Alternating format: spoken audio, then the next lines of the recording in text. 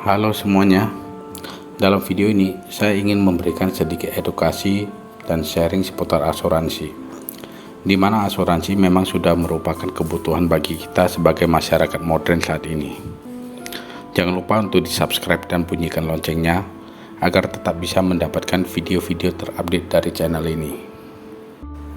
Kali ini saya ingin sharing beberapa alasan kenapa klaim asuransi jiwa bisa ditolak. Kita mungkin pernah mendengar klaim kematian ditolak oleh perusahaan asuransi. Terus kita bilang perusahaan asuransinya nggak bagus lah, agennya tukang tipu lah, dan lain-lain. Oke, berikut ini adalah beberapa alasan kenapa klaim asuransi jiwa itu bisa ditolak.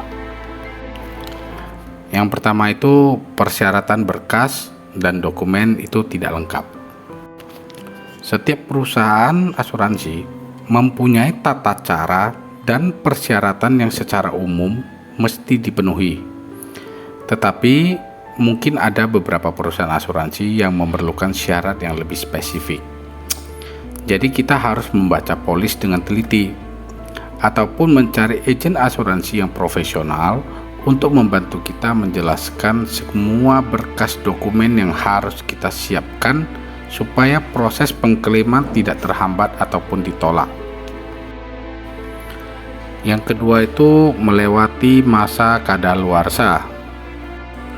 Setiap perusahaan asuransi pasti memiliki masa kadaluarsa pengajuan klaim. Dan masa kadaluarsa pengajuan klaim tersebut itu dapat kita lihat pada buku polis. Jadi ada baiknya kita memperhatikan dan sesegera mungkin untuk mengajukan proses pengajuan klaim agar tidak melewati masa kadaluarsa pengajuan klaim. Yang ketiga, policy lapse. Kadang-kadang kita tidak pernah memperhatikan nilai investasi yang terbentuk, dan mungkin saja kita tidak disiplin dalam melakukan pembayaran premi. Sehingga tanpa kita sadari, ternyata polis kita sudah lapse. Tips untuk menghindari polis lapse itu adalah disiplin membayar premi dan selalu ada komunikasi dengan agen asuransi untuk mengetahui nilai investasi yang tersedia. Yang keempat, fraud. Fraud itu adalah suatu tindakan kecurangan. Tindakan fraud bisa berupa menyembunyikan fakta dan ketidakjujuran mengisi data suatu pengajuan asuransi jiwa. Jadi, saya menyarankan kita itu harus membaca ulang buku polis yang telah disetujui oleh pihak asuransi, terkait pasal-pasalnya, juga data pribadi pemegang polis, tertanggung, dan ahli waris. Jika terjadi kesalahan data yang dimasukkan, segeralah menginformasikan kepada pihak perusahaan asuransi untuk merevisi data yang salah itu, agar tidak terhambat dalam proses pengklaiman nantinya. Yang kelima, masa tunggu. Setiap perusahaan asuransi mempunyai masa tunggu untuk setiap kondisi. Kita harus mengetahui masa tunggu tersebut, karena apabila terjadi klaim sebelum melewati masa tunggu, otomatis klaim pasti akan ditolak.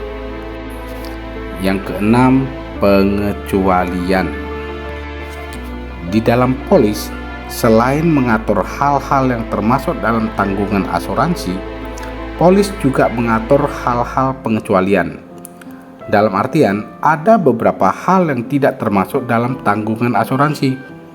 Jadi, apabila klaim yang kita lakukan itu termasuk dalam pengecualian, maka klaim tersebut tentu saja tidak akan dibayar. Inilah sebagian dari beberapa hal yang mesti diperhatikan dalam proses pengklaiman asuransi jiwa. Simpan video ini karena informasi ini sangat bermanfaat agar kita bisa terhindar dari penolakan klaim asuransi jiwa. Silakan memberikan komentar ataupun pertanyaan seputar video ini.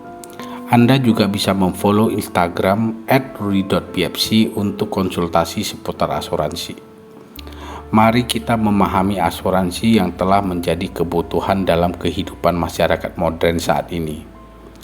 stay safe, stay healthy, and protect your asset.